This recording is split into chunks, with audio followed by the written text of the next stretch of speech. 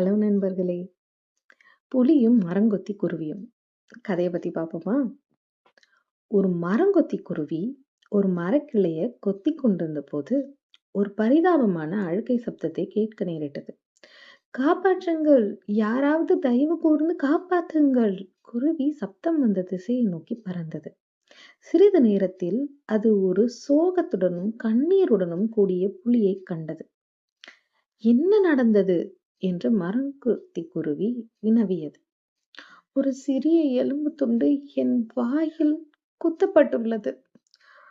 அது இன்னமும் என்னுடைய வாயில் பற்களுக்கிடையே உள்ளது. அது எனக்கு அதிகமான வலியைத் தருகிறது" என்று புலி அழுதது. "உன் வாயைத் திற, நான் அந்த எலும்புத் துண்டை எடுத்து விடுகிறேன்" என்று குருவி பதிலுரைத்தது. அதன்படியே புலி வாயை அகலத் திறந்தது. குருவி அந்த எலும்புத் துண்டை வெளியே எடுத்துவிட்டது.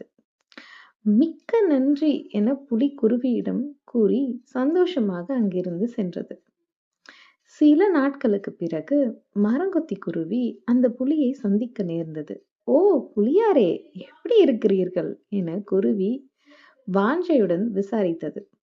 புலிக்கும் குருவியை மீள சந்தித்ததில் மிகவும் நெருங்கிய நண்பர்களாக மாறி சந்தோஷமாக வாழ்ந்து வந்தார்கள்.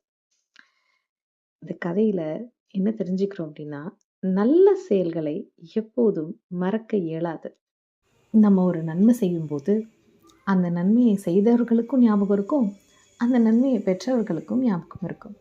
நல்லது எப்பயுமே நம்ம நினைவில் இருந்துகிட்டே தான் இருக்கும். என்ன நண்பர்களே, இந்த கதை உங்கள் எல்லாருக்கும் பிடிச்சிருக்கும்னு நினைக்கிறேன்.